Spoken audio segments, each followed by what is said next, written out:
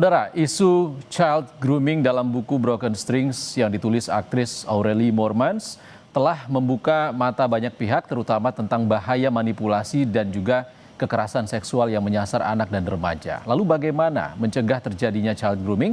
Kita akan bahas bersama psikolog anak, remaja dan keluarga Sani Budiantini. Selamat siang Mbak Sani, salam sehat selalu. Ya, selamat siang. Mbak Sani, informasi yang harus diketahui bagi anak dan juga apalagi orang tua dan juga orang-orang terdekat adalah bagaimana sebenarnya tahapan dari tindakan child grooming ini? Iya, memang tadi ya sudah dikatakan bahwa child grooming itu kan memanipulasi anak untuk tujuan tertentu yang memang merugikan anak. Ujungnya adalah anak bisa dimanipulasi baik sebenarnya secara seksual, fisik maupun sebenarnya juga secara material atau finansial sebenarnya. Nah, terkadang hal ini tidak diketahui. Banyak masyarakat yang tidak tahu apalagi anak. Karena kan anak juga tahu karena lingkungan memberitahu. Dan anak tidak tahu bahwa ini sudah membahayakan dia. Nah, tahapannya adalah sebenarnya lah ketika anak menjalin suatu hubungan dengan seseorang, mestinya ada yang namanya keterbukaan. Keterbukaan bahwa orang tua tahu anak sedang menjalin hubungan dengan siapa, sedang berkomunikasi dengan siapa. Nah, banyak sekali pintu-pintu yang tidak disadari anak masuknya pelaku ini melalui hal-hal yang sifatnya bagi anak itu adalah menyenangkan. Anak bisa bercerita, anak bisa terbangun trust, ada orang yang mendengarkan ketika dia bercerita, sehingga terbangun koneksi secara emosional yang mendalam. Sehingga anak percaya sekali sama pelaku tersebut bahwa dialah orang yang dipercaya. Nah, mulailah pelaku ini melancarkan aksinya dengan cara membuat anak tidak mudah membeberkan hal ini kepada orang tuanya, bahwa banyak hal yang dia simpan secara rahasia antara mereka saja. Nah, ini salah satunya sehingga anak tertutup dari justru orang-orang yang bisa dipercaya dan justru terbuka pada orang yang justru membahayakan dirinya. Inilah tahapan yang sebenarnya tidak disadari anak pada awalnya. Informasi yang tertutup ini khususnya kepada orang tua dan juga keluarga, artinya pelaku child grooming ini selalu orang asing atau bahkan ada dari orang terdekat juga? Iya, tergantung ya. Kalau pintunya misalnya dari game online, berarti kan orang yang asing tapi kemudian berkenalan. Ada juga orang-orang yang terdekat, misalnya tetangga atau mungkin orang dewasa lainnya kenalan seseorang misalnya ya kemudian dikenalkan. Karena dengan era digital kan semua pintu sebenarnya bisa dimasuki oleh calon pelaku untuk menyerang, menginvite ya korbannya. Nah, ini yang sebenarnya anak harus tahu bahwa ada loh masalah hal ini di dalam masyarakat kita, di dalam negara kita. Nah, ini orang tua harus menjemput bola, bukan menunggu bola, nunggu anak bertanya.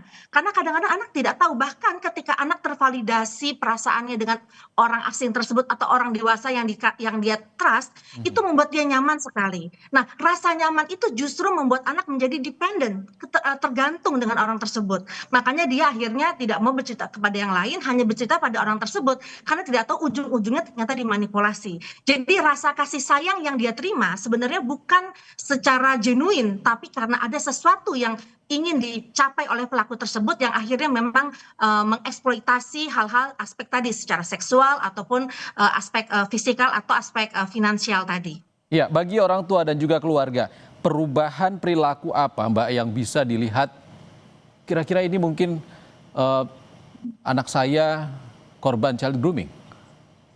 Iya, sebenarnya kita deteksi di awal bisa. Misalnya gini, ketika anak seringkali berbicara pada orang tersebut, sering tertutup, ngumpet-ngumpet misalnya ya, kemudian yang biasanya dia cerita kepada orang tua sekarang dia tidak cerita, bisa menjadi indikasi anak tersebut. Kalau sekarang kita kan lagi mau mencari tahu nih, apakah anak kita sudah ada dalam tahapan itu. Kita memang harus terbuka, kita harus open bahwa kasus yang mungkin ada sekarang ini bisa menjadi contoh untuk kemudian kita bahas dengan anak kita.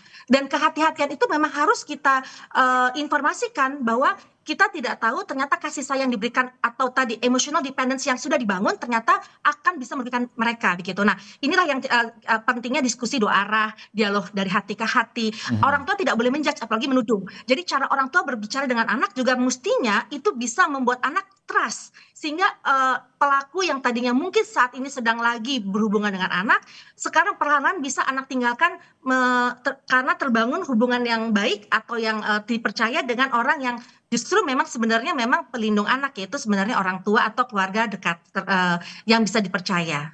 Ya, faktornya apa Mbak Sani? Apakah kepercayaan diri anak itu rendah sehingga tidak mau bercerita kepada orang tuanya kalau dia ternyata didekati seorang yang manipulatif itu? Iya, kan anak itu tidak tahu sebenarnya Oke. bahwa dia ini sedang lagi diincar. Itulah yang makanya karena anak itu juga adalah usia rentan, usia banyak ketidaktahuan, usia banyak yang ingin divalidasi, usia lagi sembunyi-sembunyi. Inilah yang dimanfaatkan oleh pelaku sebenarnya. Nah, anak tuh tidak sadar bahwa dia adalah ditargetkan. Makanya kasus yang makin mencuat membuat anak menjadi sadar. Jadi bukan hanya orang tua yang memberikan informasi, tapi anak sendiri sudah bisa mendeteksi, wah ini bahaya nih, gitu. Ini nggak benar. Ya, memang dari pengalaman saya yang selama saya praktek, itu juga terjadi karena anak tidak tahu. Ketika sudah misalnya masuk ke dalam sesuatu yang memang merugikan, ada anak yang bercerita atau ada anak yang diam, baru berceritanya kemudian ketika sudah mengalami masalah psikologis yang dialami atau trauma yang dialami. Nah, ini yang juga menjadi salah satu masalah baru karena anak kadang-kadang tidak bisa juga langsung bicara karena juga takut disalahkan. Nah, ini yang juga saya ingin sampaikan pada orang tua, ketika anak sudah berbicara, mengungkap, tolong orang tua jangan menyalahkan anak. Kadang-kadang orang tua udah anak bicara, ngomong terbuka, malah menyalahkan. Ini membuat anak semakin takut dan akhirnya menutup diri sehingga akhirnya terjebak pada masalah seperti ini. Iya, komunikasi yang terbuka tadi. Kalau sejak dini bagaimana Mbak Sani untuk memproteksi anak dari fenomena child grooming ini bagaimana caranya? Iya, tentunya orang masuk itu kan pasti ada pintu. Nah, pintu-pintunya kita jagain. Misalnya dari apa? Dari media sosial ya, dari HP-nya. Memang HP ini banyak manfaat, tapi juga banyak juga pintu-pintu yang tidak kita sangka-sangka bisa masuk kejahatan di situ. Nah, oleh karena itu sebenarnya menurut saya orang tua juga boleh bersepakat dengan anak untuk mungkin melihat kepada siapa saja anak berbicara. Kemudian kalaupun bertemu, anak bertemu dengan siapa misalnya gitu. Jadi menurut saya dengan adanya kasus ini, orang tua bisa bersepakat dengan anak, berkompromi pada anak, bukan kita mencurigai anak, tapi justru kita menjaga anak dari kemungkinan bahaya tersebut mengancam mereka.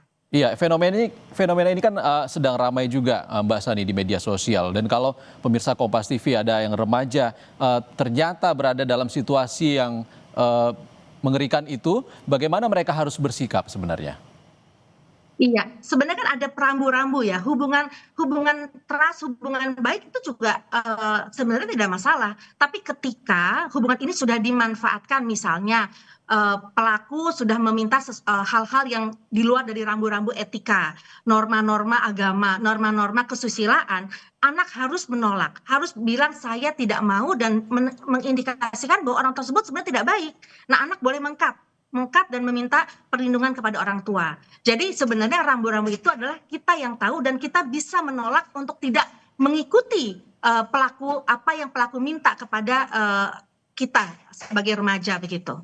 Ya, Mbak Sani terakhir kalau seorang anak sudah terlanjur jadi korban child grooming yang dilakukan orang tua apa? Melapor kemana?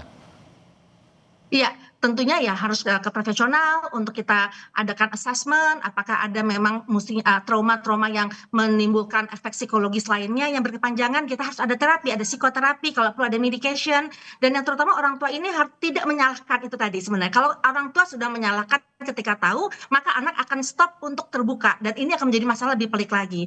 Jadi ada kerjasama orang tua, anak, profesional, untuk kemudian bisa anak diproses dari melalui psikoterapi untuk ada healing ya, ada traumatic healing supaya anak juga tidak mengalami dampak psikologis yang lebih berat di kemudian hari. Baik, semoga fenomena ini menjadi pembuka mata keluarga di Indonesia lebih luas lagi. Terima kasih Mbak Sani Budiantini, psikolog anak dan remaja serta keluarga sudah berbagi pandangan bersama kami di Sapa Indonesia Siang. Terima kasih Mbak Sani. Ya. Saudara, kita ke sorotan lain. Kasus gugatan perdata yang menyeret selebritas